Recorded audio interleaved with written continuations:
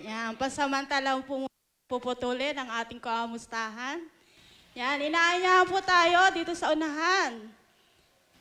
Punuan po natin yung bakanting tukawan, upuan. Para po tayo magpasimula na po sa ating pagsamba sa Panginoon sa umagang ito. Yan, isang mapagpalang umaga po muli. Happy Lord's Day po sa inyong lahat. Maging sa ating pong nanonood ngayon sa Facebook Live, na ngayon po ay nakasubaybay. Samahan po ninyo kami sa pagsamba po sa Panginoon.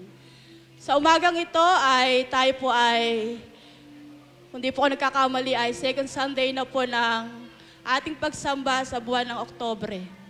Ano po? Yan. Nararamdaman niyo na po ba yung simoy ng Pasko? Pero siguro, ang nararamdaman po natin ay simoy ng parating na laging high tide at lindol. Yan. Pero ganun pa man, patuloy pa rin tayo magpasalamat sa Panginoon. Sa mga nangyayari po sa ating ngayon, ating bayan, mga kaguluhan, pero purihin pa rin natin ang Diyos at ito ay hindi hadlang para tayo ay hindi makapagpuri, makasamba sa Panginoon. Amen po ba? Amen. Handa na po ba tayo magpuri sa ating Panginoon? Kung handa, palakpakan nga natin ang Panginoon ng sa pinakamalakas na palakpak. Okay, tayo po lahat ay tumayo. Bilang paggalang po, tayo po ay magpapasimula na sa ating pagsamba sa Panginoon. Bilang paggalang po sa pagbasa ng banal na kasulatan, ang sabi po sa Hebreo, chapter 12, 28 hanggang 29. Basahin po natin, ang sabi diyan, kaya magpasalamat tayo sa Diyos sapagkat tumanggap tayo ng isang kahariang hindi nayayanig. Sambahin natin ng Diyos sa parang kalugod-lugod sa Kanya. May paggalang at pagkatakot.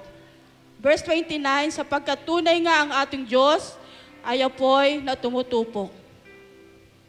Sabi po diyan, binibigyan po ng diin na tayong mga mananampalataya na nakatanggap na hindi natitinag na kaharian.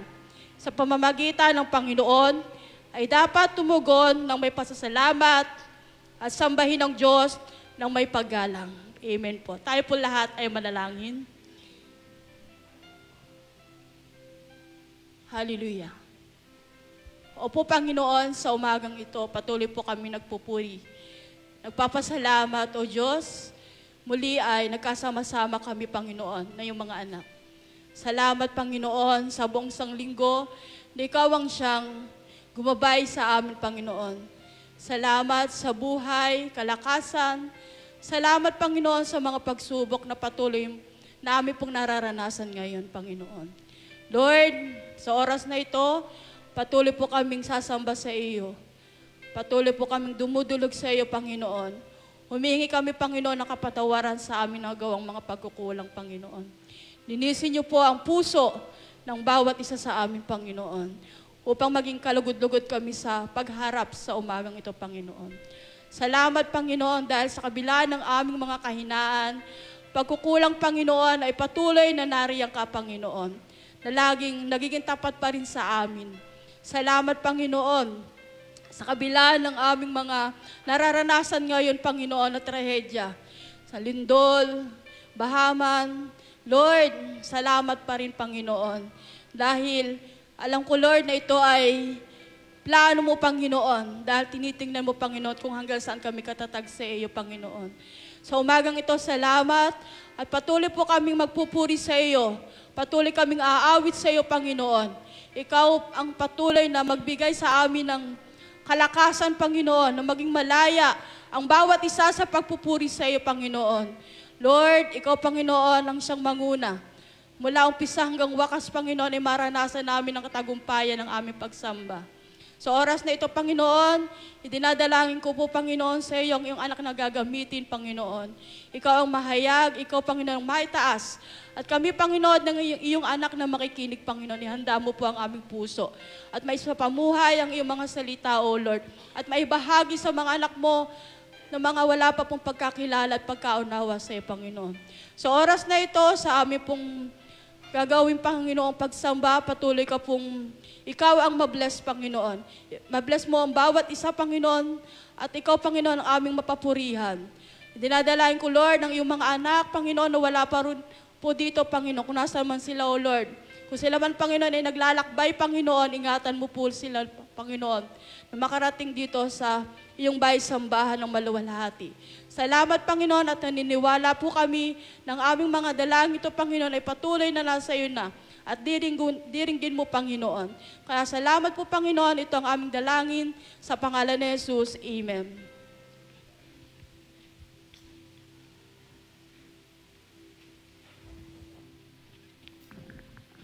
Ayan, isang magandang umaga po mga magulang at mga kapatid. Atin nga pong salubungin ng isang malakas na palakpak ang ating Panginoon. Ayan, amen. Tunay nga po na ang kabutihan ng Panginoon ang ating patuloy na nararanasan sa kabila ng mga trahedya, sa mga pagbaha, kung ano man pong mga nararanasan natin. Ang kabutihan ng Panginoon ang patuloy na ating nararanasan, ang kanyang pagmamahal, ang kanyang pag-ibig, ang kanyang wagas na pag-ibig sa atin, ang kanyang habag.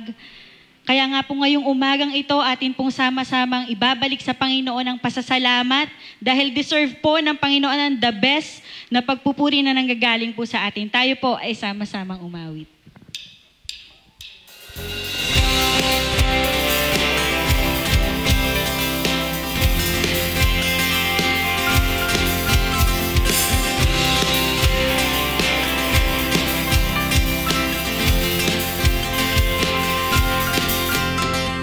Purihin ka, O Yahweh, pagkat ika'y mabuti.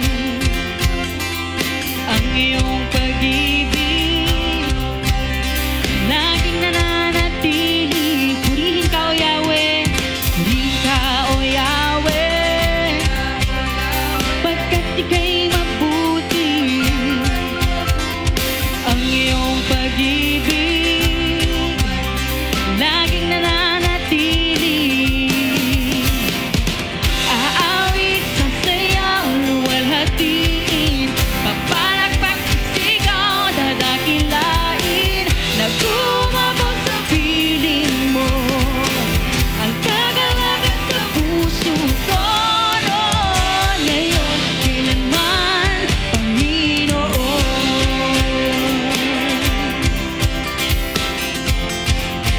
Minsan pa, purihin ka, O Yahweh, purihin ka, O Yahweh, pagkat ika'y mabuti.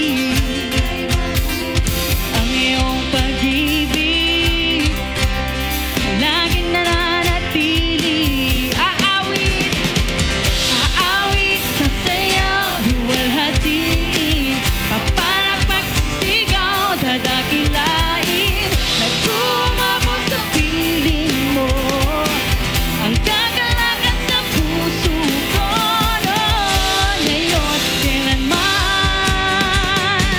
Aawit sa sayang luwalhatiin, papalakpak, sigaw, dadakilain, nagumabog sa piling mo, ang kagalakan sa puso ko noon, ngayon, kailanman. Minsan pa aawit sa sayang luwalhatiin, papalakpak, sigaw, dadakilain, nagumabog sa piling mo, ang kagalakan sa puso ko noon, ngayon, kailanman. Noon, ngayon, kailanman. Noon, ngayon, kailanman, Panginoon.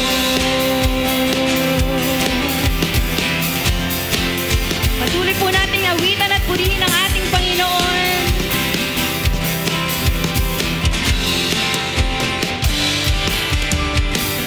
Sa lahat ng oras, dakilang iyong mga gawa, ikaw ang pag-asa, dagagalak lahat ng iyong likha.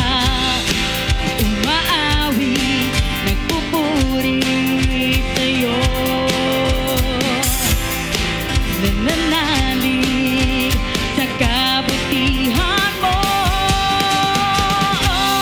Napakabuti mo, Diyos, sa bawat oras.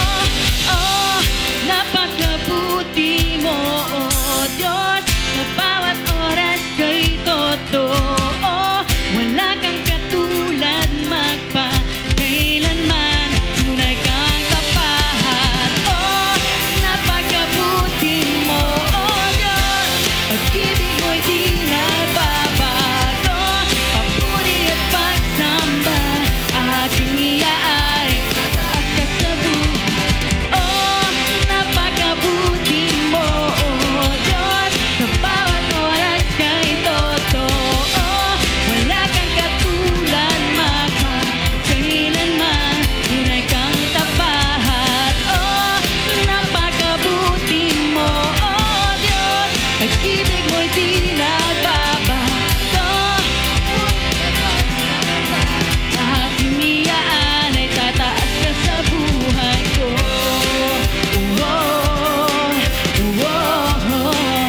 Itataas ka sa buhay ko.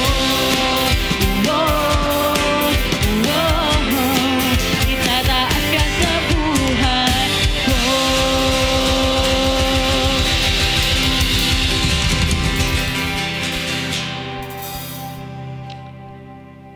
Opo, Panginoon, itataas ka po namin sa aming mga buhay. Maraming salamat, Panginoon, sa iyong katapatan sa amin, Panginoon. Sa iyong kabutihan sa bawat isa sa amin, Panginoon. Sa iyong pag-ibig na wagas. Ni hindi man po kami karapat-dapat, Panginoon, sa iyong harapan. Pero dahil po sa iyong habag at Panginoon, sa bawat isa sa amin, sa pag-ibig niyo sa amin, kami po ay nandito. Kaya nga po, tanggapin niyo po, Panginoon, ang aming pagpupuri, ang aming pasasalamat, Panginoon, sa iyo. Ikaw ay dakila, Panginoon. Ikaw ay makapangyarihan sa lahat. Ikaw ang aming banal na Diyos na karapat-dapat namin papurihan at sambahin, luwalhatiin ang iyong pangalan. Patuloy po kaming aawit, Panginoon, at sasamba sa iyo ngayong umagang ito. Tanggapin niyo po, Panginoon, na aming mga awitin.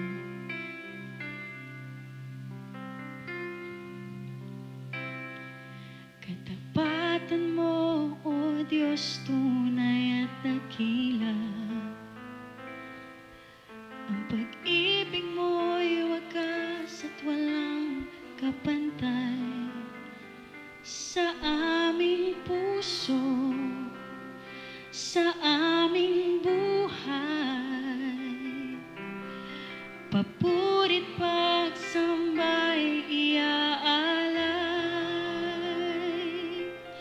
Bukas, noon, ngayon, magpakailanman, luwalhatiin ka. Minsan pa katapatan mo, O Diyos.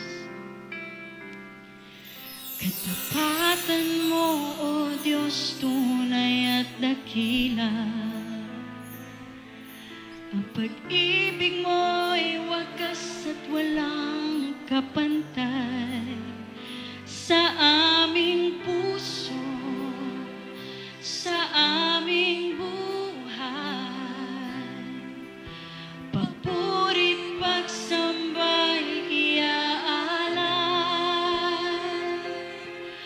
Bukas, noon, ngayon, magpakailanman, luwalhatiin ka.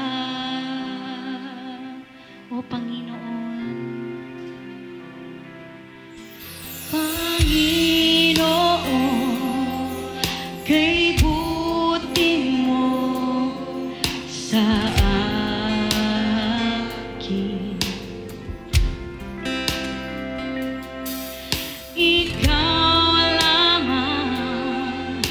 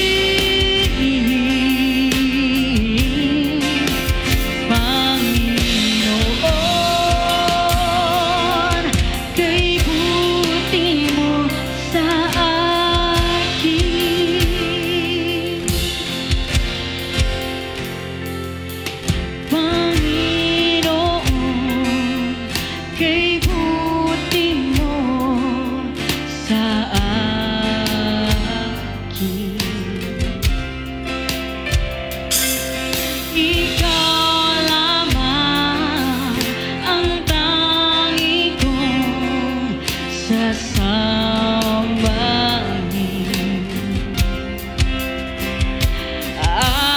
Aawitan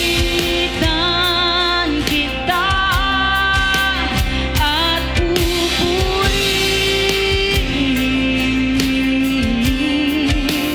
Panginoon, kay buti mo sa akin. Aawitan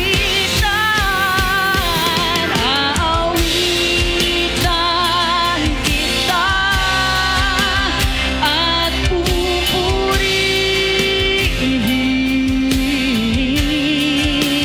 Panginoon, kay buti mo sa akin. Aawitan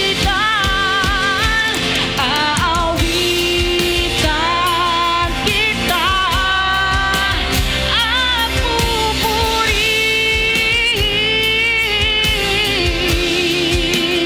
Panginoon,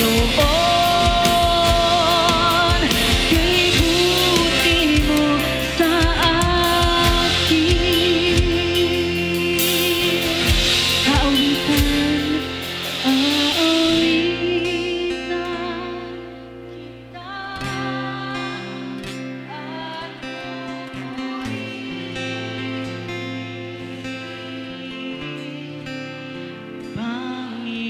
Panginoon,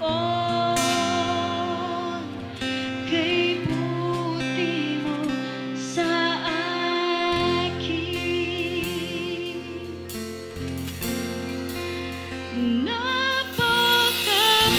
Napakabuti mo,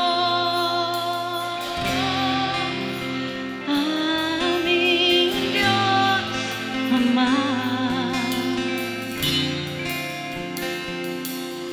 Ang iyong likha'y luluwa at diin ka.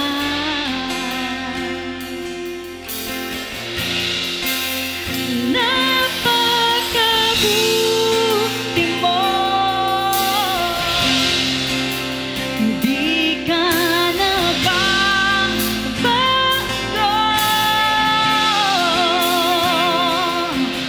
Noon, ngayon, kailanman sa buhay ko'y tapat. Napakabuti mo, napakabuti mo,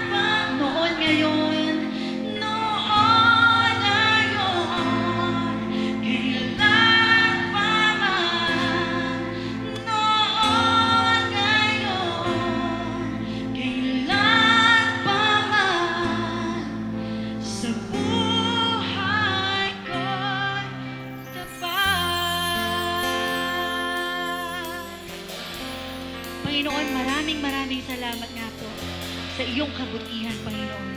Tunay na noon, ngayon, magpakailanman, Panginoon, ang iyong kabutihan, ang iyong pagmamahal ay mananatili. Maraming salamat po. Pinupuri ka po namin, sinasamba ka po namin, niluluwalhati namin ang iyong pangalan. Maraming salamat po sa pangalan ni Jesus. Amen at amen. Isang malakas na palakpak nga po para sa atin.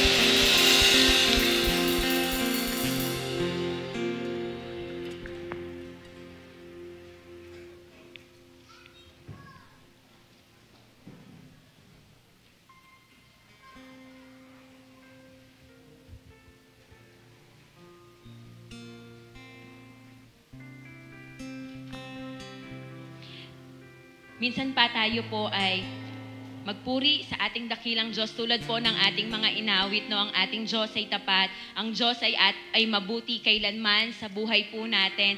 Kahit po sa kabila ng maraming nangyayari sa ating kapaligiran, may nagdudulot ng takot, pero meron po tayong assurance, meron tayong confidence na ang ating Diyos ay mabuti, tapat, at ang lahat ng bagay na nangyayari ay nasa kanyang sariling kontrol. Pwede ko po ba kayong anyayahan na minsan pa tayo po ay tumayo at sa ating pong pagtayo, at bago po tayo dumako sa ating panalangin kongregasyon, sa inyo pong kinatatayuan ngayon, pwede po ba tayong mag-usal ng pasasalamat, yung ating mga personal na panalangin ng pagpapasalamat sa ating Diyos, dahil alam ko po, naniniwala ako na ang bawat isa po sa atin naranasan at patuloy na nararanasan ang kabutihan at ang katapatan ng ating Diyos sa ating mga buhay.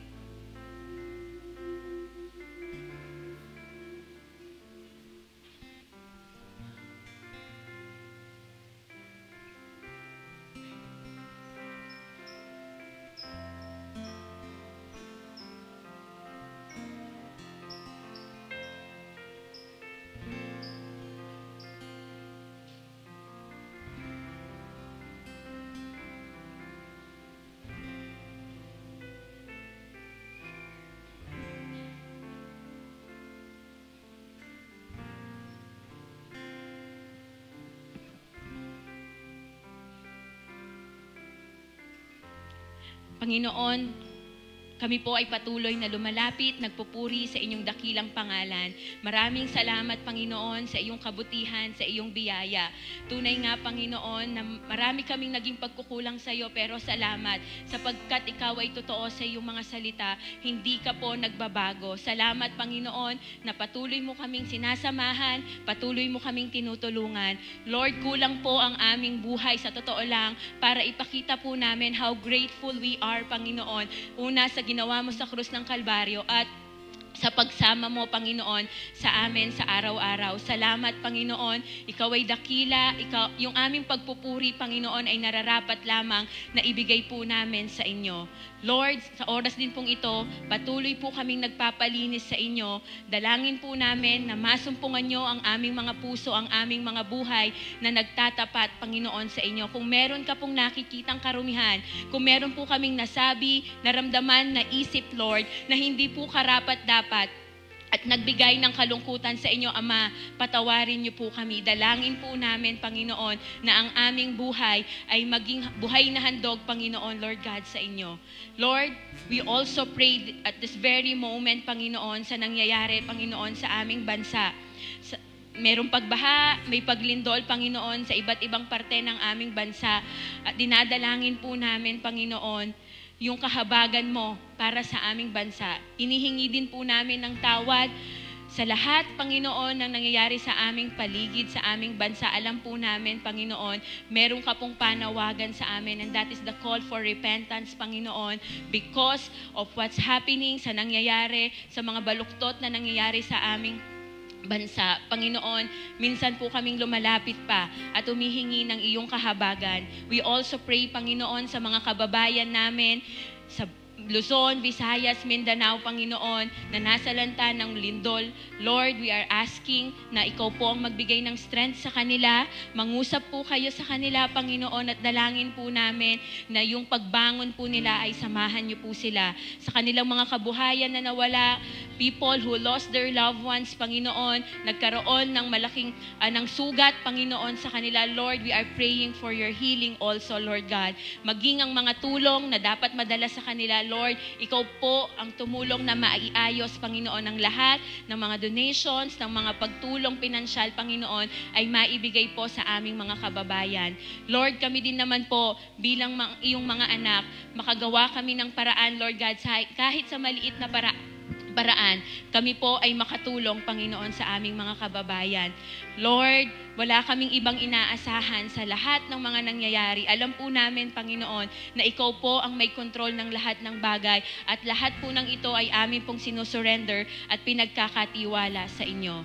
Lord, amin din pong dinadalangin ang aming church, Panginoon. Patuloy niyo po kaming samahan sa paglakad po namin, sa pagsunod po namin sa inyong mandato. Patuloy niyo po kaming samahan, magsimula sa inyong mga manggagawa, sa aming mga leaders at ang bawat isa po na naririto, nakasama po namin sa lahat po ng members, Panginoon, dito sa church.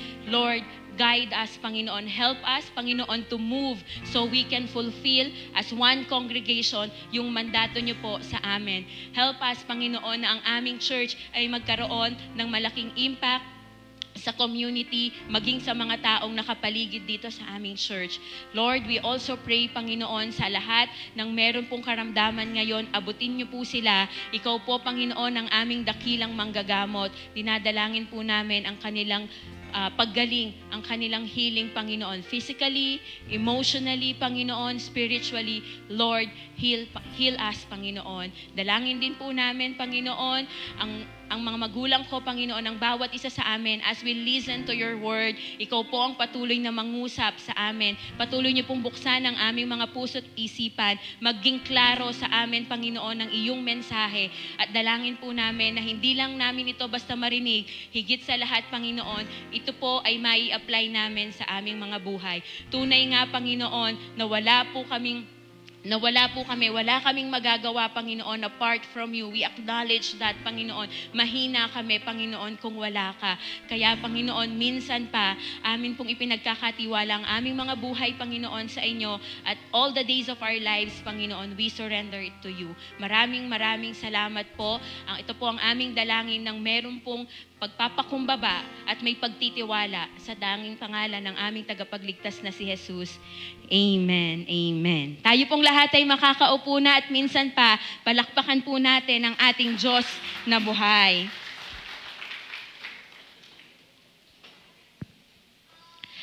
Tayo po ngayon ay nasa series ng God's Faithfulness, Unchanging God.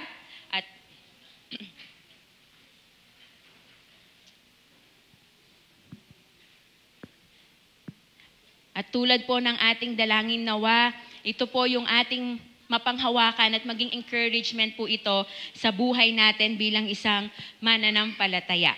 Sige po, sa ating pagsisimula, allow me few questions lang po. Have you ever made a promise na parang ang hirap pong tuparin? Sino po dito yung nangako pero hindi po natupad? Sino po yung nangako nung January na magda-diet pero hindi po nagawa? Sino po yung nangako, yung New Year's resolution niya na magtitipid na siya, pero hindi rin po nagawa? Have you ever made a promise sa iyong magulang, sa iyong kapatid, sa iyong kaibigan na hindi po natin natupad?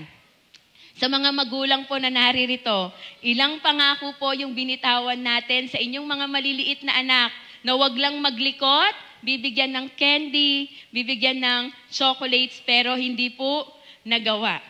Ilan din po dito sa mga anak, yung sinasabi nating nabudol na, anak, pahiramin mo muna ako ng pera mo, babayaran din ni nanay, babayaran din ni tatay. Meron po ba dito?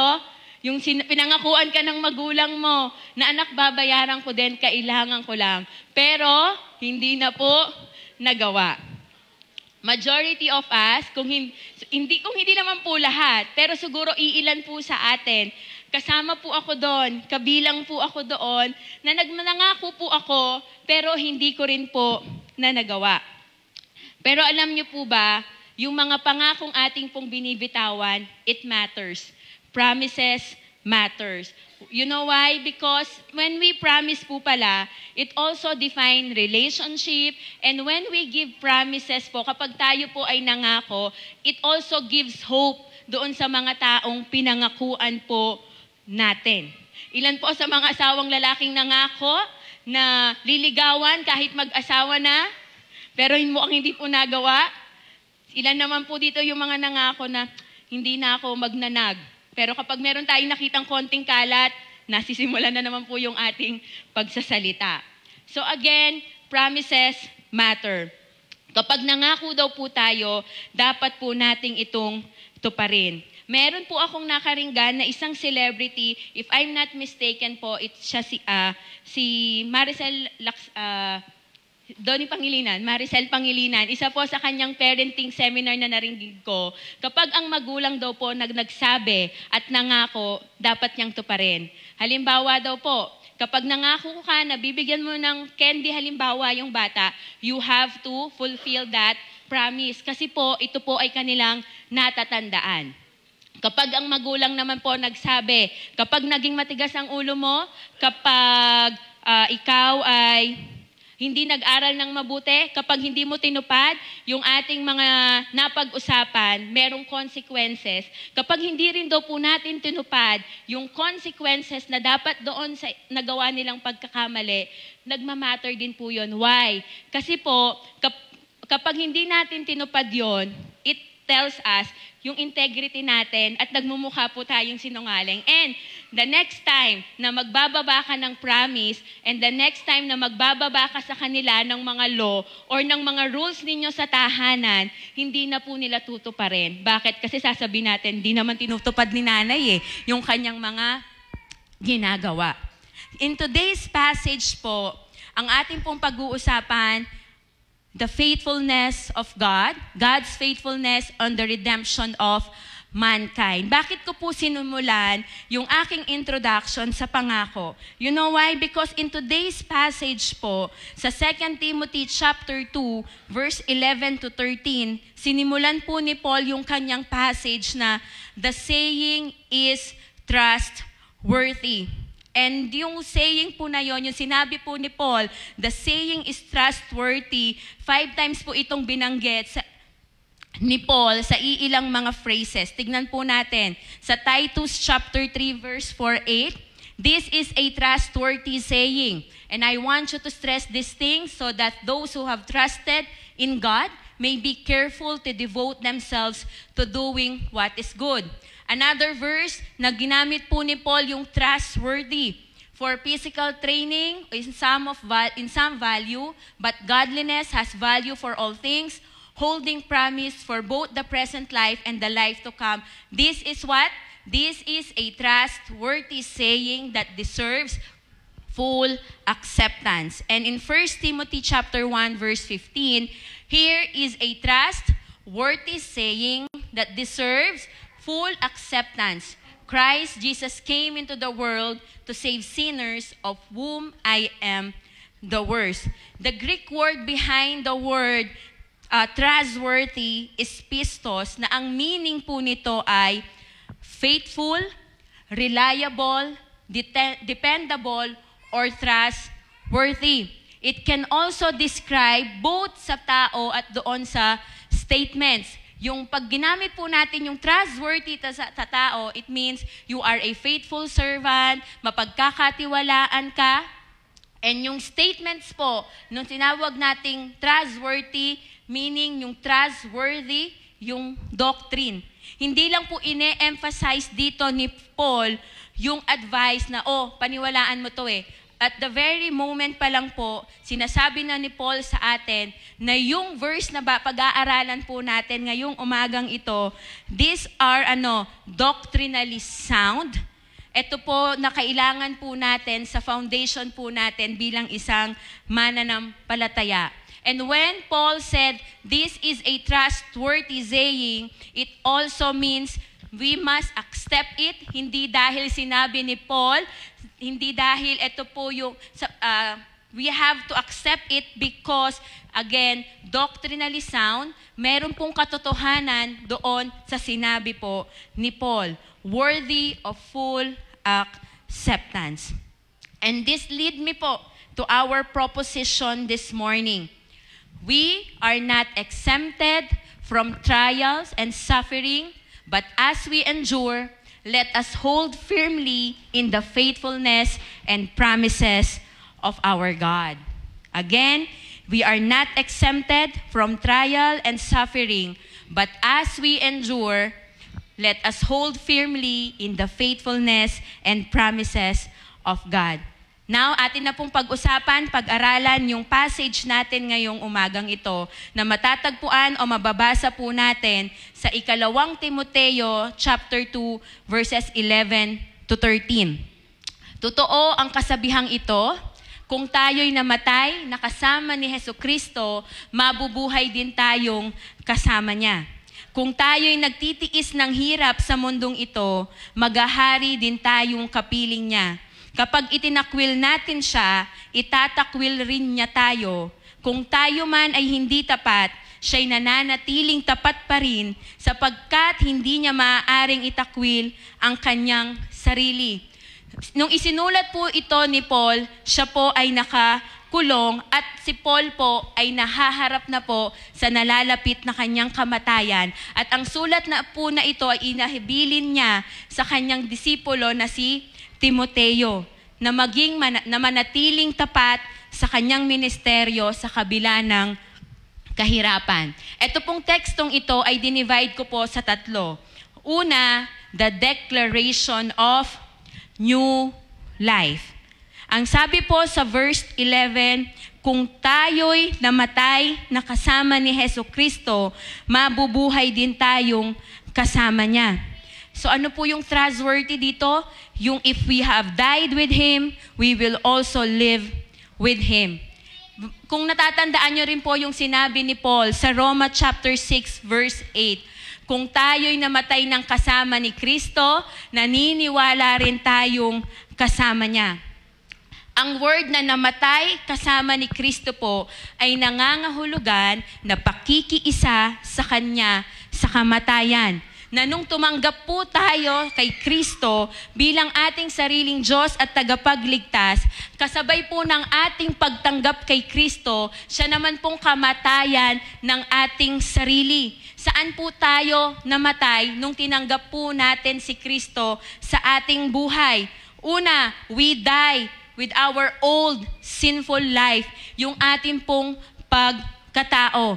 Sinisikap na po natin ngayong baguhin yung mga bagay na hindi po kanais-nais sa ating karakter, sa ating pag-uugali, yung ating behavior po ay sinisikap na po nating mabago. Hindi po sa ating sariling kakayahan, pero sa tulong po ng banal na Espiritu.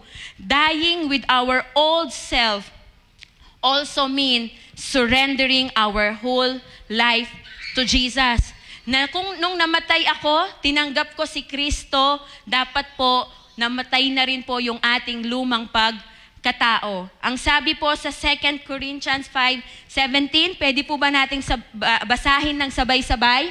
Kaya't kung sino man ay kay Kristo, siya ay isa ng bagong nilalang, wala na ang dating pagkatao, dumating na ang bago. Tignan niyo po inyong katabi, bago na po ba yan? Meron na po ba, nakikita na po ba yung pagbabago sa atin? Nakikita na po ba yung transformation sa ating mga buhay? Another death na tinutukoy din po symbolically is yung ating old way of life, yung ating former life, yung ating pamumuhay po natin, yung paraan ng ating pamumuhay. Dying with Christ, it also means dapat po sumusunod na po tayo kay Kristo. Kung tayo'y namatay kay Kristo, tayo'y binuhay upang upang mamuhay sa bagong paraan. Yung ating former life po, kung paano po tayo nabubuhay noon, yung mga lifestyle po natin, yung mga habits po natin, dapat po binabago na rin po natin. Kung kung nandoon po tayo sa panahon dati na hindi po kaaya-aya yung mga bagay na ating ginagawa, nung tayo po namatay na kay Kristo, dapat din po yun nababago na po. Kung dati po, inuubos po natin ang ating panahon, ang ating oras sa maraming bisyo, kasabay po ng ating pagtanggap, namatay na rin po dapat yung mga bagay na yon.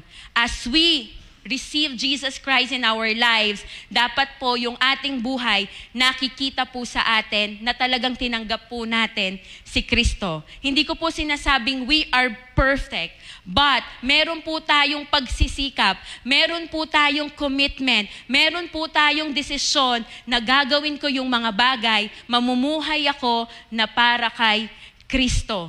Mahirap po palang sabihin na namumuhay ako kay Kristo, na namatay ako kay Kristo, pero yung buhay ko wala pong pagbabago. Isa daw pong paraan para masabi ng mga taong nakapaligid sa atin na tunay nga po na kay Kristo tayo kung nakikita po ito sa ating mga buhay. Ang ating pong buhay ay isang buhay na patotoo na tayo po ay kay Kristo. Ang bagong buhay na meron po tayo, dapat nakikita po sa atin ang pagsunod sa kalooban ng ating Diyos. Ang sabi po sa Galatians chapter 2 verse 20, at hindi na ako, nabubuhay, kundi si Kristo ang nabubuhay sa akin. Ang buhay na ikinabubuhay ko ngayon sa laman, ay ikinabubuhay ko sa pananampalataya sa anak ng Diyos na umiibig sa akin at naghandog ng kanyang sarili para sa akin. Kung wala pong pagbabagong nangyayari sa buhay ko, na sinabi ko na Lord, namatay ako kay Kristo, kung wala pong nakikitang malinaw na pagbabago sa aking buhay, maaaring wala po akong kaunawaan kung ano po yung sinasabi ko pong kamatayan kasama si Kristo. Sapagkat ang tunay na pananampalataya na nagsabing namatay ako kasama ni Kristo, nagbubunga po ng pagbabago. We cannot live a new life without first dying the death of the cross. We need to die with Christ before we enter or before we can have new life. Ang ating pong kamatayan, again, sa sarili natin, sa sandaling ating natanggap si Kristo, dapat po, again, namamatay po tayo sa ating lumang pagkatao at sa buhay noong past po natin, yung ating former life. Alam niyo po, isang magandang illustration po ng picture doon sa verse na ating binasa, yung ginagawa po nating baptism. Yung water baptism, it is a beautiful picture of what the Lord has done for us. Once, di ba po, pag tayo ay binabaptize, tayo po ay inilulubog. Di po ba? Sa tubig, ito po ay nagsisimbolize ng yung burial po natin with our Lord. And kasama pong nalibing po doon, di ba, yung ating mga kasalanan. Symbolically po ito, pero again yung baptism po, hindi po ito yung way para tayo ay maligtas. Ito po ay professing ng faith po natin sa ating Panginoon. Then, kapag tayo po ay itinayo na po or inihaon na po, di po ba? Sa tubig po, we are raised out of the water, symbolically, resurrected po tayo. We are raised to a new life po, kasama ang ating Panginoong Jesus. So ano po yung ating conditional dito? Pag ako namatay kasama si Kristo, ano po yung pangako ng ating Panginoon? Makakasama po natin siya magpakailanman. And that is one of the declaration of new life. Ano po ang sabi doon sa verse 2 Timothy chapter 2, verse 12. Kung tayo'y nagtitiis ng hirap sa mundong ito, maghahari din tayong kapiling niya. Sino po dito yung hindi nag-struggle? Sino po dito yung hindi nakaranas ng pagsubok? Sino po dito yung hindi nakaranas ng pain, ng suffering. Would you all agree to me na lahat po tayo nakaranas po ng suffering, nakaranas po ng pain, ng greater loss, mawalan ng mahal sa buhay, di po ba? Dumanas ng karamdaman, dumanas ng kakulangan when it comes to finances. Sino po yung mga magulang na kailangan mag-promissory note that time para lamang makapag-exam yung kanyang mga anak? Sino po yung nakaranas ng kailangan nating i-budget talaga yung pera para mapagkasya sa loob ng isang linggo? Alam niyo po yung pakiramdam na minsan pag nagsunod-sunod po yung problema, parang natanong niyo po ba si Lord minsan? Actually, napag-usapan po namin sa life group namin to kagabi, kasama yung ilang mga YMO po sa group namin.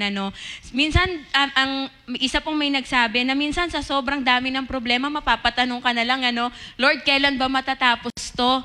Minsan sa dami ng problema, ang pinakamadaling solusyon ay umalis, tumakbo. Di po ba? Pero ito pong sinasabi po dito ni Paul, kung tayo'y nagtitiis sa hirap sa mundong ito, tayo po ay maghahari kapiling ng ating Panginoong Jesus. Endurance means persevering through trials without giving up our faith. Tayo po, sa kabila ng maraming pagsubok, nagpapatuloy po tayo sa ating pananampalataya. Yes, normal po sa ating mga taong malungkot at hindi po yun kasalanan sa ating Panginoon. Pero nawa, yung mga pagsubok na inaalaw ng ating Panginoon na maranasan po natin ay hindi maging dahilan upang tayo ay mag-give up sa ating pananampalataya. Bagkus, yung ating mga pinagdadaanan po sa buhay, yung mga suffering, yung mga pain, yung mga difficulties, yung mga hardships na inaalaw ng Diyos na mapangyari sa ating buhay, maging dahilan po iyon upang lalo po tayong mapalapit kay Kristo. Sufferings are meant to lead us closer to God. Hindi po tayo hinaayaang mag-suffer ng Lord para mapalayo po tayo sa Kanya. It meant to lead us closer to our God. Let me give you 2 illustrations po sa Bible na nakaranas po ng maraming paghihirap because of their faith. Una po, sino po ang author nito? Si Paul. Kung nabasa po natin yung buhay ni Paul, makikita po natin kung ilang beses po siyang nahirapan. Si Paul po, 5 beses po siyang pinalo, 39 na latigo po. 3 beses na pinalo sa ulo, pamalo. 3 beses na nauwi sa pagkawasak ang kanyang sinasakyang barko. Palagi pong nasa panganib mula sa mga tulisan, sa kapwa Hudyo at sa mga hentil ang buhay ni Pablo. Nakaranas po siya ng gutom, ng uhaw, lamig at puyat. And alam niyo po, biblical scholars or some historians po, ang death po ni Paul, he was beheaded. Yung uri po ng kamatayan ni Pablo, siya po ay pinugutan ng ulo. Ilang beses pong nakulong si Pablo. Pero lahat ng paghihirap na naranasan ni Pablo para i-proclaim yung gospel, whether sa Jews at sa mga Gentiles, yun po ay hindi nagpahinto sa kanya, sa kanyang ministeryo. Bagkus, siya po ay nagpatuloy. Kaya mga magulang ko po't mga kapatid, dadanas po talaga tayo ng pagsubok. Hindi po tayo exempted. Wala pong taong exempted, immune sa mga sufferings ng buhay. Kaya po ine-encourage tayo ng word ng Panginoon. Let us endure yung mga sufferings natin sa buhay. Another, ito po, wala pong makahihigit sa sufferings na naranasan ng ating Panginoong Jesus. Ano po ang mga tiniis ng ating Panginoon? Siya po ay tinanggihan, ininsulto. Yung mga taong kanyang pinagaling, kasama din po yon sa mga taong ininsulto siya. At yung mga binigyan siya ng mga paratang na kung ano-ano po. Siya po ay hinagupit, pinako sa krus, at dumanas ng matinding pisikal at spiritual na sakit. Ano pa po yung tiniis ni Kristo? Inako niya po yung kasalanan na dapat ay para po sa atin. Kahit wala siyang kasalanan, tinanggap niya po lahat ng ibinato sa kanya para lamang po tayo ay kanyang iligtas. Tiniis niya ang paglayo ng Ama habang siya po ay nakabayubay sa krus. Di po ba ang sabi ng Panginoon bago siya ipako sa krus, Lord, kung pwede mo pong tanggalin ang saro na ito sa akin. Pero ang sabi ng Panginoong Jesus, but Lord, let your will be done. So ano po yung ipinapakita po sa atin dito? Nothing we suffer, however, can compare to the great price that Jesus paid to save us. Ang pahayag po na ito, nagpapahayag po ito and I'm praying na ang bawat isa po sa atin ma-encourage po tayo. Gaano man po kabigat ang ating mga pinagdaraanan sa buhay. May sakit, may lungkot, meron pong pag-uusig, hindi ito matutumbasan ng matinding paghihirap na tiniis ni Jesus para sa ating kasalanan. Yung mga pinagdadaanan po natin ngayon, hindi po natin ito maikukumpara sa kung ano po ang pinagdaanan ng ating Panginoong Jesus. Kaya kung tayo po ay nahihirapan, nasasaktan, mas na-realize ko that we really have to fix our eyes on Jesus. Ito lang yung pinagdadaanan ko ngayon, pero si Kristo, walang kasalanan, nagministeryo, nagpagaling, nagpakain, pero at the end of the day, siya ay inusig, siya ay ipinako sa krus. So parang naisip ko, Lord, anong karapatan kong magreklamo? Wala pa akong sa katiting doon sa pinagdaanan mo para mailigtas ako. Hindi ko po ini-invalidate yung ating mga emotions, but gusto po nating makita ngayong umagang ito, even kami na inyong mga lingkod po, that as we go through sufferings, let us fix our eyes on Jesus, let us be encouraged kung ano po yung pagtitiis na ginawa ni Kristo, pagtitiis na ginawa ni Paul para matapos po ang kanilang takbuhin dito sa mundong ibabaw. Kaya po again, if we are facing hardship, difficulties, or persecution, do not turn away from God. He promises you a wonder future with Him. Actually po talagang minsan ang madali pong escape na lang no? Para matakasan ko tong problemang to, mag-give up na lang ako, magkukwit na lang ako. Sa totoo po, tulad nga po nung pinag-aralan namin kahapon sa seminar doon sa kabataan, as a Christian, as a believer, as a disciple of Christ, mahirap at parang imposible po yung buhay natin dito. Pero yung cost naman po, yung reward po natin kapag napagtagumpayan po natin lahat ng mga sufferings kasama si Kristo, ano po yung pangako niya? Makakapiling po natin siya, makakasama po natin siya. Doon po tayo tumingin. Yung reward na makakasama po natin si Kristo sa panahon na darating. Tingnan niyo po ang inyong mga katabi. Mukha na po bang susuko? Mukha na po bang susuko sa dami ng bills? Mukha na po bang susuko dahil sa hirap ng pag-aaral? Sa dami po ng mga challenges?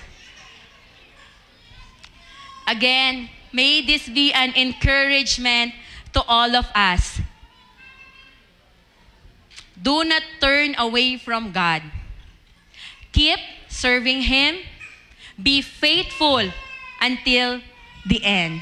Dahil meron po siyang pangako po sa atin. Tulad po ng sinasabi sa Romans chapter 8 verse 17, at yamang mga anak, tayo'y mga tagapagmana ng Diyos at kasamang tagapagmana ni Kristo, sapagkat kung tayo'y kasama niya sa pagtitiis, ang ganda po nito, kung kasama niya po tayo sa pagtitiis, tayo'y makakasama niya sa kanyang kalwalhatian. So tignan po natin, ano daw po yung declaration of life?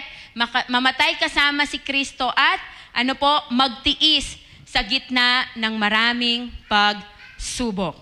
Tignan naman po natin yung ating second point, the danger of denying Jesus. Ang sabi po sa verse, kapag itinakwil natin siya, itatakwil rin niya tayo. Meron na po bang mga itinakwil dito? Pero grabe po yung term, kapag itinakwil natin siya, itatakwil rin niya tayo. Tignan po natin yung definition nung deny. Pag sinabi, yung word na deny means to refuse to acknowledge, to reject, or disown something or someone. Sino po dito? Yung most notably, si Jesus Christ. So many times, marami pong nag-reject, nag-deny sa ating Panginoong Jesus. When we heard the word deny, sino po sa mga Bible characters ang inyong naiisip? Yung word na itinatwa. Sino po? Si Peter. Ilang beses po? 4? 3. 3 beses pong dininay ni Peter ang ating Panginoong Jesus. Pero alam nyo rin po ba na meron din pong isang nakasama si Paul at mababasa po natin ito sa 2 Timothy 4:10. Ang pangalan niya po ay si Demas. Sabi po sa 2 Timothy 4 verse 10, iniwan na ako ni Demas dahil saan po? Dahil sa kanyang pag-ibig sa daigdig na ito, pumunta siya saan? Sa Thessalonica. Si Demas po ay kasama po ni Pablo. Pero iniwan niya po si Pablo dahil ang description po ni Paul, dahil sa pag-ibig sa mundo. Mas mahal, mas minahal ni Demas ang mundo. Imagine no, nagsimula si Demas na maganda ang kanyang ministry kasama si Pablo, but at the end, iniwan niya po si Pablo. Again, wala pong clear doon sa word, pero ang sabi po ni Paul, dahil mas minahal ni Demas ang mundo. Nung binasa ko po ito, ang sabi ko, mahirap palang maging Demas. Dapat po tayong mga believer, we should not be like Demas na mas minahal ang mundo at mas pinili na iwan ang kalooban, ang purpose, ang calling niya para lamang sumunod sa mundo. Again, mahirap po talaga at parang imposible po yung buhay natin bilang isang mananampalataya. Pero mas mahirap ang buhay kung wala si Kristo. Amen? Maghihirap po tayo eh. Dadaan ka din naman po talaga sa pagsubok eh. Pero sa pagdaan po natin sa pagsubok, sa pagdaan po natin as we fulfill the purpose and calling of Jesus sa buhay po natin, mas nagiging madali sapagkat alam po natin na meron po tayong kakampi at yun po ay si Kristo. When we said to deny Jesus, it means, sabi po dito, hindi po ito tumutukoy sa minsan o kahit 3 ulit na pagtanggi, kundi sa uri ng pamumuhay na tuluyang tumalikod sa ating Diyos. Ang ibig kong pong sabihin, si Peter po, dininay niya si Jesus. Yes, siya po ay nagkamali. Pero ang maganda po kay Peter, siya po ay umiyak, siya po ay nagsisi at sumunod po sa calling ng ating Panginoon. Bakit po itinanggi ni Peter ang ating Panginoong Jesus? Dahil sa takot. Temporarily, Peter denied Jesus because of fear. Pero siya po ay nanumbalik, siya po ay nagrepent at umiyak at bumalik sa paglilingkod sa ating Panginoong Jesus. Hindi ko po sinasabi na tama po ang ginawa ni Peter. Mali po na i-deny natin ang ating Panginoong Jesus. Pero yung sinasabi po natin dito, yung verse na tinutukoy po dito na kapag itinakwil nyo si Kristo, ibig sabihin po nito yung paulit-ulit at ano po, na pagmatigasan na po ng puso natin na tanggapin yung habag at biyaya ni Kristo. The Lord disowns us when we reject His offer of grace completely. In the Bible po kasi walang record na si Demas po ay bumalik kay Kristo. So yung sinasabi po ng Panginoong Jesus dito na kapag itinakwil nyo ko, itatakwil ko din po kayo. Ang ibig sabihin nito, kapag ang isang tao ay matigas ang puso at tuluyang pong tumanggi, tuluyang hindi tinanggap ang paanyayang kaligtasan ng Diyos, pinili na po ng taong yun na hindi maniwala, hindi magsisi at hindi sumunod kay Kristo. Ano po yung consequence? Ano po yung danger? Itinuturing na po siya ng Panginoong Jesus na ano po, na hindi kilalanin. Again, please do not reject the offer of yung grace ng Lord sa buhay po natin. Huwag po nating hayaan na yung puso natin ay maging matigas at hindi po tanggapin yung biyayang habag at pag-ibig ng ating Panginoon. Also, as I reflect sa story ni Peter at ni Demas, alam niyo po, maaari po pala na dinideny ko din si Kristo sa aking buhay sa maraming pagkakataon by being silent in my faith, by not obeying His word, and by compromising my faith. Maaaring hindi po namutawi sa ating mga bibig ang tuwirang pagtatanggi sa ating Panginoong Hesus. Pero baka sa uri po ng ating pamumuhay, hindi po natin namamalayan, unti-unti po pala nating tinatanggi ang Panginoong Hesus. Kaya mainam po na tayo pong lahat ay patuloy pong nagpapasuri sa ating Panginoon. Maaaring hindi po natin sinasabi tulad ng ginawa ni Peter, hindi ko kilala si Kristo. Hindi ko kilala yung sinasabi niyong Hesukristo. Pero maaari po pala na yung buhay po natin, yung uri ng pamumuhay natin, idinideny po natin si Jesus Christ.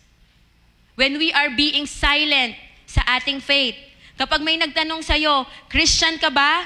Sakto lang. Naalala ko po, wala pong secret, di ba may secret agent? Pero wala pong secret Christian. Ang totoong mananampalataya po, nagliliwanag. Kaya po yung ating faith, hindi po tayo dapat maging silent sa ating pananampalataya.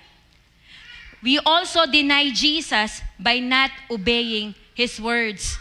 Sa mga panahon, sa mga oras po na hindi tayo sumunod, sa mga pagkakataon po na pinili nating sundin yung ating flesh, yung ating sariling kagustuhan, we are denying Jesus. And as we compromise our faith, mas pinipili po natin yung dikta ng mundo kesa sa dikta ng Biblia, we are denying Jesus.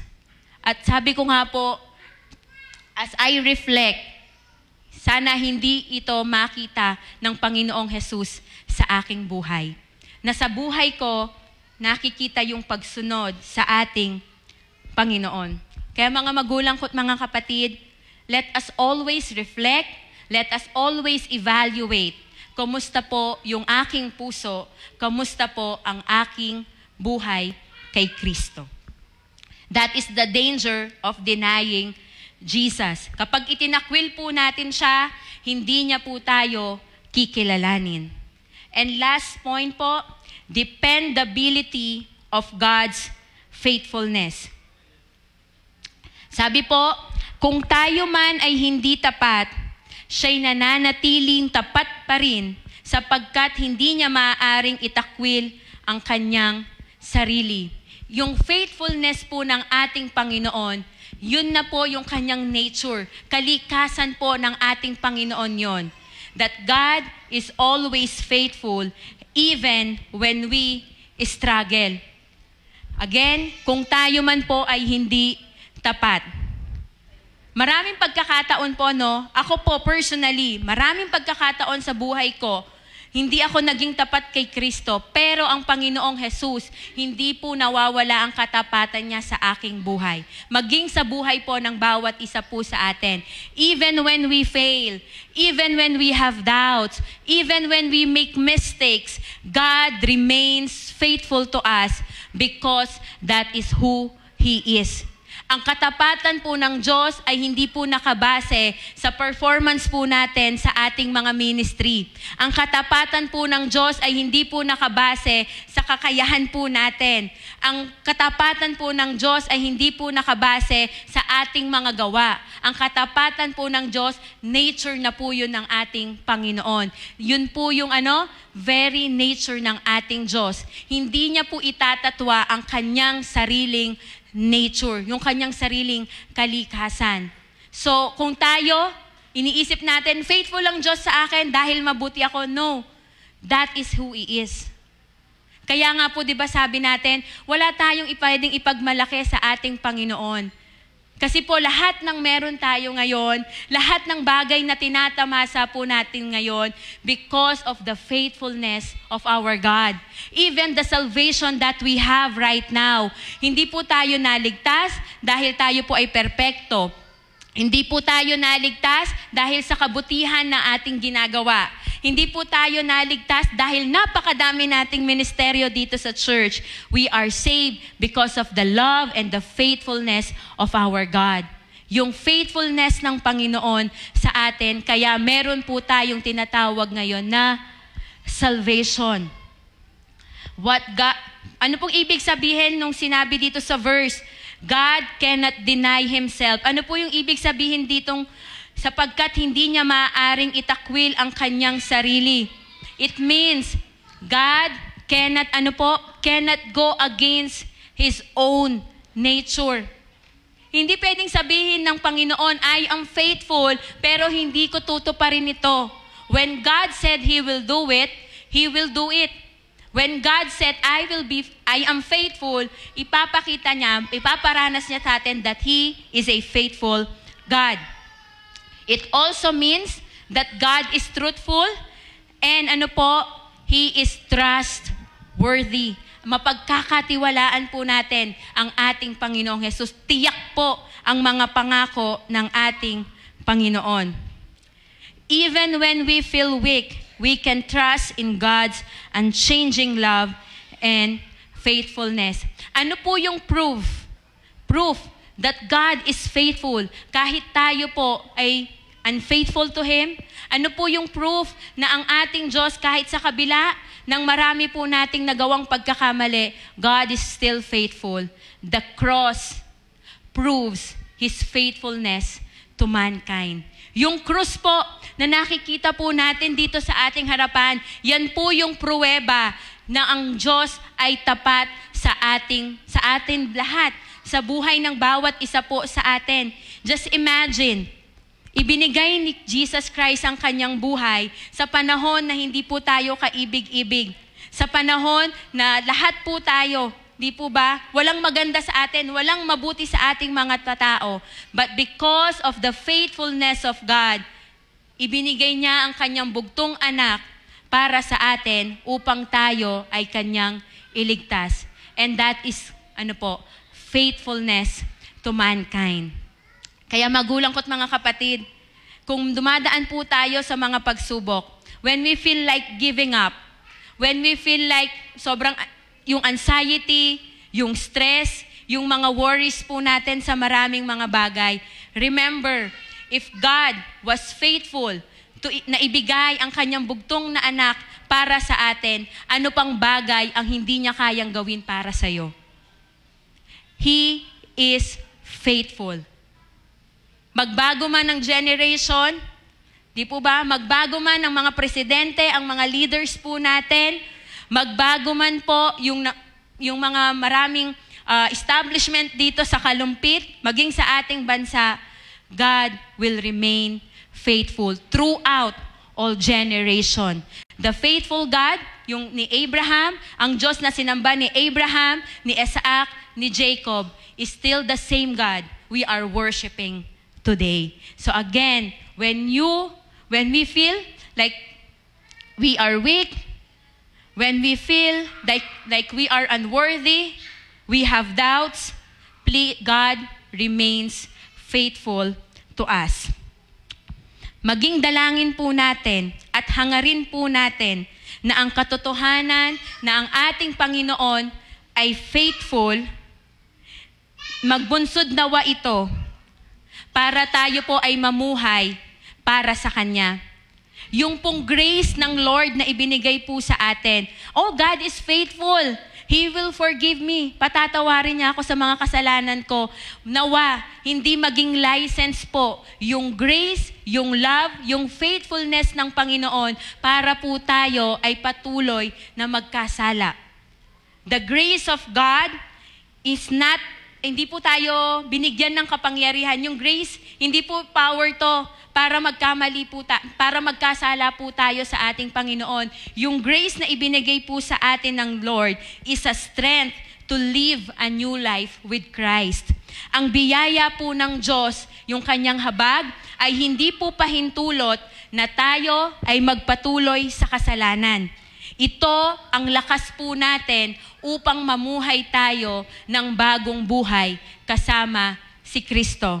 Again, hindi ko po sinasabi that we are perfect, but humingi po tayo ng strength sa lakas, sa biyaya ng ating Diyos, pagsumikapan po natin na lumakad po tayo ng meron pong kapurihan para sa ating Panginoon. Ang biyaya ng Diyos ay hindi po pahintulot para magpatuloy po tayo sa kasalanan. Yung grace, yung mercy ng Diyos ay lakas po natin upang mamuhay po tayo ng bagong buhay kasama si Kristo. Amen po ba doon? So for our conclusion, as we conclude this message, allow me to read these 2 verses po. Ang Diyos ay hindi tao upang magsinungaling, ni anak ng tao upang magbago ng isip. Magsasalita ba siya at hindi gagawa? Mangangako ba siya at hindi tutuparin? Malakay chapter 3 verse 6. For I, the Lord, do not change. Therefore, you, O children of Jacob, are not consumed. The Lord, ang sabi po niya sa 2 verses na sinabi po natin, una, ang Diyos po ay hindi sinungaling. Kapag ang Diyos ang nangako, He will do it. Ang Diyos ipinangako po sa atin na kapag tayo po tinanggap natin siya sa ating buhay, makakasama po natin siya magpakailanman at yun po ay kanyang tutuparin. Kaya meron po tayong tinatanaw na kapag tayo po tinawag niya na one day, meron po tayong assurance, meron po tayong pangahawakan na makakapiling po natin ang Panginoon that we will reign with Him forever because yun ang ipinangako ng ating Diyos. Hindi po siya tulad nating mga tao na kapag nangako na papako. Ang Diyos po, pag nangako, tinutupad po niya. And sabi po sa Malakay 3:6, for I, the Lord, do not change. Kung sino po, again, the God of Abraham, Isaac, and Jacob is still the same God that we are worshiping today. Remember, God is unchanging God. God is an unchanging God, and God is faithful forever. Can you encourage your seatmate right now? And yung word na God is faithful forever. Na anuman ang pinagdadaanan ng iyong katabi ngayon, God is faithful to deliver you from whatever, kung ano man ang season ng buhay po natin ngayon. Paano po natin i-apply yung katotohanan that we have a God who doesn't change?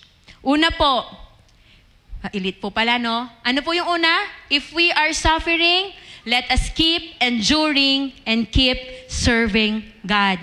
Ano man po yung challenges, ano man po yung trials na pinagdadaanan po natin, tulad po ng sinabi ni Paul kay Timothy, magpatuloy ka sa paglilingkod. Sabihin niyo po sa katabi niyo, magpatuloy ka, walang susuko sa pananampalataya.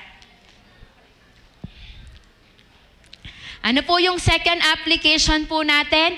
If we are struggling with our faith, run to Jesus. Do not deny the one who died for you.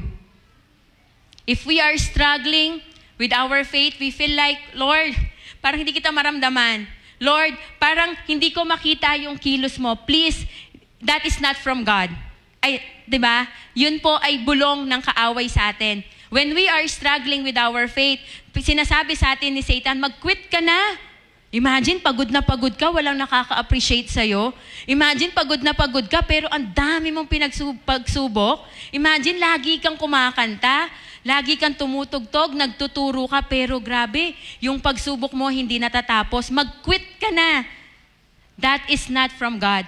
That is from Satan. Kaya again, paalala po sa atin, when we are struggling with our faith, kanino po tayo tatakbo? Kay Jesus. Hindi po palayo papalapit sa ating Panginoong Jesus, again, do not deny the one who died for you. Huwag po nating itatwa ang Panginoong Jesus na namatay para po sa atin. And lastly, if we are weary, ano po kung tayo ay nakakaramdam ng pagod, ng anxiety, yung maraming pag-iisip, yung mga worries po natin, kanino po tayo hahanap ng pahinga? Sa presensya ng ating Diyos at sa ano po, sa kanyang pangako, yung kanyang unchanging love, yung kanyang unchanging faithfulness sa atin po. At the end of the day, mapapagod, masasaktan, pero magpahinga po tayo sa presensya ng ating Panginoon. Wala pong pinakamasarap na pahinga kung hindi sa presensya ng ating Panginoong Jesus. Again, hayaan niyo pong basahin ko ulit yung Bilang 23 verse 9. Ang Diyos ay hindi po tao upang magsinungaling, ni anak ng tao upang magbago ng isip. Magsasalita ba siya at hindi gagawa? Mangangako ba siya at hindi tutuparin? Let us hold on the promise of God, the unchanging God that we have. Tayo pong lahat ay yumuko at manalangin. Lord, thank you. Kahit sa panahon na kami ay mahina, sa panahon na nawawalan kami ng pag-asa at pagtitiwala sa inyo, salamat dahil nananatili ka pong tapat sa aming mga buhay. Lord, give us strength to endure lahat ng mga difficulties, ng mga suffering, ng mga trials, Panginoon, na maaari po naming harapin pa. Give us strength, Lord God, na i-fix namin yung aming buhay, that we will fix our eyes on you, Panginoon. Lead us, Panginoon, sa buhay, Panginoon, na nagtitiwala, Lord God, sa inyo. Patuloy niyo po kaming palakasin. Alam po namin, Lord, hindi kami exempted sa maraming pagsubok, sa maraming temptation. Pero, Lord, ay amin pong inaasahan ang inyong tulong at habag upang mapagtagumpayan namin ang lahat ng bagay na ito. Give us also, Lord, the grace to see our mistakes, yung mga pagkakamali po natin, so we can live a life worthy of your calling, Panginoon. Na hindi lamang po namin makita yung faithfulness na meron ka sa buhay namin, pero Lord, bigyan niyo rin po kami ng kaunawaan na makita po namin yung mga bagay na dapat din po naming baguhin sa aming mga buhay, Lord. So we can experience yung faithfulness at yung presence mo, Panginoon, sa aming mga buhay. Help us, Lord, na mamatay kami araw-araw sa aming mga sariling laman at mamuhay kami araw-araw para sa iyong kaluwalhatian. Lord, to be honest, Lord, ang hirap, parang imposible na lakaran namin yung sinasabi nyo. Pero Lord, sa iyong habag, sa iyong biyaya, makakayanan po namin. Tulungan niyo po kami, Panginoon. Again, we acknowledge, Lord, na kung wala po kayo, wala po kaming magagawa. Pagpalain niyo po ang aking mga magulang at mga kapatid na ito. Hindi ko po alam exactly kung ano po ang kanilang mga pinagdadaanan. Maybe they are suffering from health, may karamdaman, Panginoon. Meron pong mga physical issues, health issues, Panginoon, na kanilang pinagdadaanan, Lord. We are praying for them. We are praying for their healing, Lord God. We also pray, Panginoon, for those people who are suffering mentally. Ang daming worries, ang daming anxieties, nag-aalala sa future, especially, Lord, sa mga nangyayari ngayon, Lord. Give us peace, Panginoon. Payapain niyo po ang puso ng aking mga magulang at mga kapatid. If there are people right now, Panginoon, suffering because of betrayal, because of pain, Panginoon, na na-inflict ng mga tao, Lord, hilumin mo ang kanilang puso at makita nila yung pagpapatawad. Ma-release din nila yung forgiveness, Panginoon. Kung paano niyo po kami pinatawad, may we also yung forgiveness na yon ma-extend din po namin sa mga taong iyon. Lord, maybe some of us are suffering, nagdumadaan sa pagsubok when it comes to finances dahil sa dami ng bilihin na kailangang gawin, sa mga maintenance na kailangang bilhin, Panginoon. sa mga bagay na kailangan pong bayaran, Lord, i-assure niyo po kami na ikaw po ang Diyos na nagpo-provide ng lahat ng bagay para sa amin, na minsan, na kahit kailan, Panginoon, hindi niyo po kami pagkukulangin. And Lord, as we end this prayer, mailagay po, maitanim po sa puso namin na meron po kaming Diyos na mapagkakatiwalaan, meron kaming Diyos na maaasahan because ikaw na aming Diyos, na ikaw na Diyos na aming sinasamba, ay Diyos na hindi nagbabago at kailanman hindi magbabago. Magbago man po ang panahon, magbago man po ang henerasyon, mananatili po kung kayong tapat sa buhay ng bawat isa sa amin. Bless, Lord God, ang aking mga magulang at mga kapatid na naririto, maging sa mga kapatid po namin na nanonood ngayon sa online. Bless each and every one of us, Lord. In the mighty name of Jesus, we pray. Amen and amen. God bless po sa bawat isa.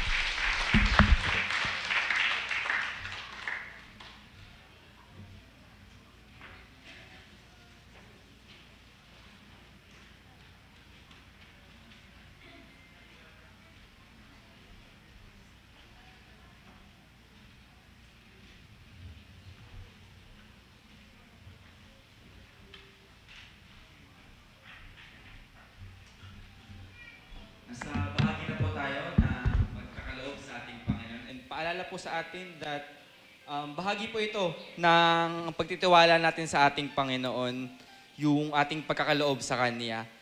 Ngunit nawa po katulad ng pinag-aaralan natin kanina, higit sa ating pagbibigay o pagkakaloob sa oras na ito, ialay po natin ng totoo ang ating mga buhay sa Panginoon at magtiwala fully sa ating Panginoon. At ang ating pagbibigay po nawa ay maging resulta na lamang po ng ating tunay na pagtitiwala sa ating Panginoon. At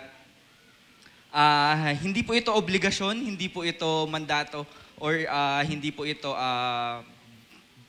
niata sa atin bilang obligasyon, kundi bilang tugon ng mga puso natin na nagpapasalamat sa ating Panginoon. Sapagkat po ang Panginoon at ang krus mismo, katulad ng pinag-aralan natin kanina, ay patunay ng Kanyang katapatan sa bawat isa sa atin. May we give fully or may we give with a heart full of joy and thanksgiving. Let's pray po. Father, una at higit po sa lahat, Panginoon, nagpapasalamat po kami dahil Ikaw ay tapat sa bawat isa sa amin, Panginoon.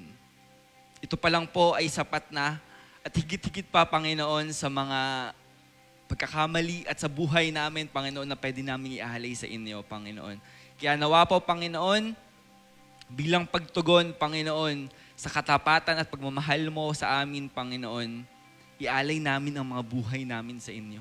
At ang resulta nito, Panginoon, ay ang pagbibigay din namin, Panginoon, ng aming mga kaloob. Na aming, Panginoong, meron kami, Panginoon, financially, Panginoon, ito, Panginoon, ang ialay namin sa inyo, Panginoon. Bigyan niyo po kami, Panginoon, ng pusong mapagkumbaba at puso, Panginoon, na nagtitiwala sa inyo. At pusong galak, Panginoon, may galak, Panginoon, na magkaloob para sa inyo, Panginoon. At sa kalalago, Panginoon, ng inyong iglesia, Panginoon. Maraming salamat po. Mahal ka po namin, Ama. In Jesus' name we pray. Amen.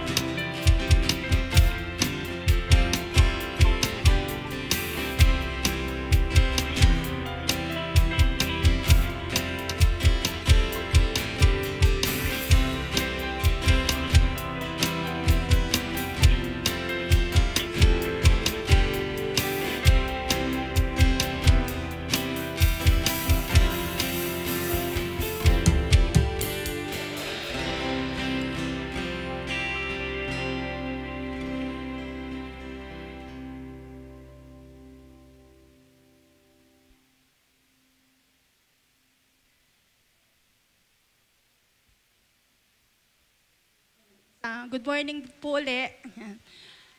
Tayo po ba ay pinagpala ng Panginoon sa mensahe po na narinig po natin sa umagang ito? Yan. Ay, no. Ngayon po ay tayo po ay dadako sa ating mga pahayag. Wala po ang ihahayag. Sorry po. Yan. Yan. Patuloy po na nagpapatuloy ang ating mga gawain. Katulad po ng ating midweek service po tuwing alas 7 po ng gabi. At patuloy po natin itong daluhan. At nagpapatuloy din po yung ating pag-aaral sa Question of Faith. Ganun din po ang ating pong Dawn Watch per area po, 5:30 ng umaga. At ganun din po ang ating pong worship service po tuwing alas 8 ng umaga. At pagkatapos po noon ng 8:30 a.m. ang junior worship or kids life. Pagkatapos po ng ating pagsamba ay meron po tayong life group. Ano po, atin po itong daluhan. At nagpapatuloy rin po ang ating misyon sa Pungo, 3 p.m. ng hapon. At mamaya daw po ay meron po tayong, kayo lang po pala. Meron, local church, meron pong meeting. Mamaya pong 11 a.m. Katapos po ng life group. At ganun din po, pagbati po sa ating pong mga nagdaos ng kaarawan. Ngayong pong buwan ng Oktobre, binabati ko po ng isang maligayang kaarawan ng mga sumapit. Ngayon po, katulad po ng ating pong kapatid na L.A. Alfaro. Happy birthday po. At siya rin po ang nag-sponsor po ng napakagandang bulaklak para po sa kanyang kaarawan. Ganun din po ang sumapit po sa kanilang mga anibersaryo ng kasal. Happy anniversary po sa inyong lahat. At kung sino po ang meron pa pong announcement, inaayahan po dito sa unahan.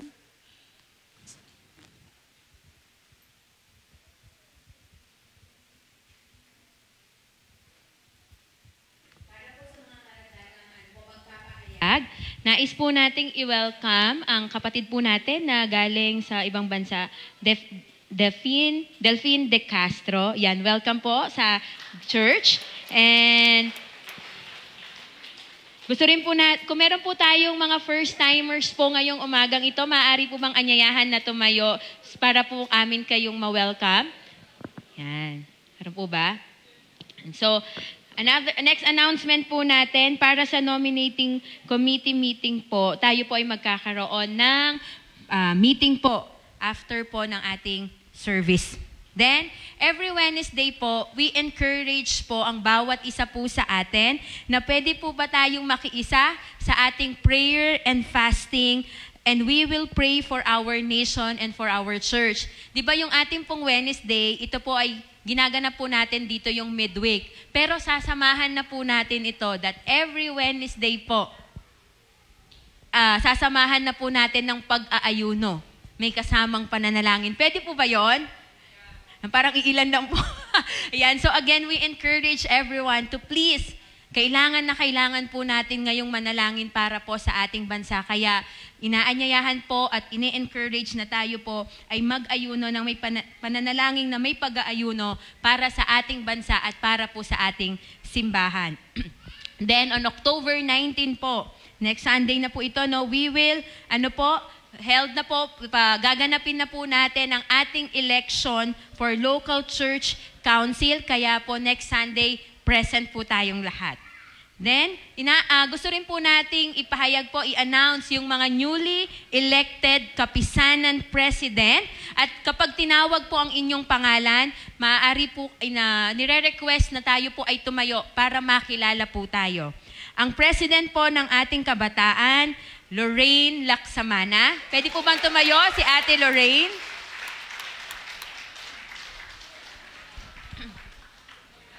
Ay, may... Ayan, siya po si Ate Lorraine. Then, ang atin pong President for Young Married Organization, Adriel Bartolome. Yan, Kuya Ad. Pwede po ba tumayo si Kuya Ad? Yan. At ang ating kababaihan President, Ate De la Cruz. At ang kalalakihan President po natin, Kuya, bagong-bago, Kuya Freddy Capara, si Kuya Pichi. Yan. So sila po ang ating mga kapisanan presidents. Then, para po sa mga kapisanan presidents, una po tayong magmi-meeting sa darating na Tuesday para po sa ating COMELEC, para po sa election na gagawin po natin sa susunod na linggo. And sa mga kapatid po natin na wala pa po or hindi pa po nakakonect sa life group, pwede po kayong makipag-ugnayan sa amin ng Pastor Amiel para magbigyan po natin kayo ng grupo sa ating mga life group. Muli, maraming salamat po. Tayo po ay inaanyayahang tumayo at awitin po natin ang Praise God from whom all blessings.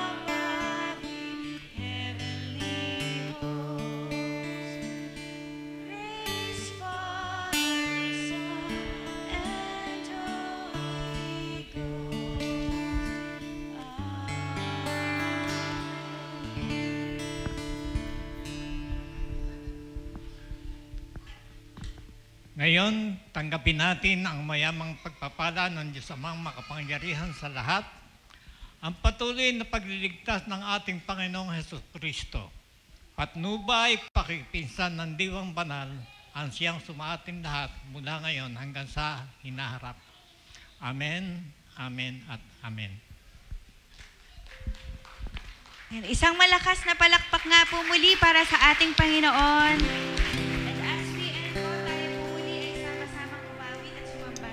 Panginoon.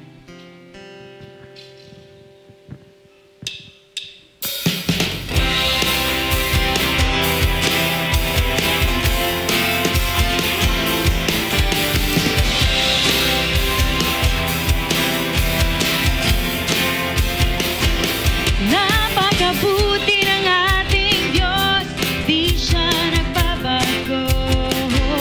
Napakabuti ng ating Diyos, di siya nagkukulang. Itaas ang ngalan niya, lahat ng nilikha.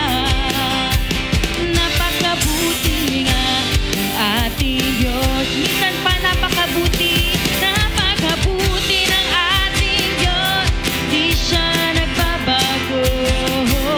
Napakabuti ng ating Diyos, di siya nagkukulang. Itaas ang ngalan niya, lahat ng nilikha. Napakabuti nga ng ating Diyos. Ang nais ko magpasalamat sa ating Diyos.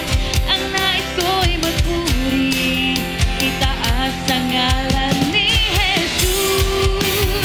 Napakabuti ng ating Diyos, di siya nagbabago. Napakabuti ng ating Diyos, di siya nagkukulang. Itaas ang ngalan niya, lahat ng nilikha. Napakabuti nga ng ating Diyos. Nais ko'y magpasalamat, salamat sa ating Diyos.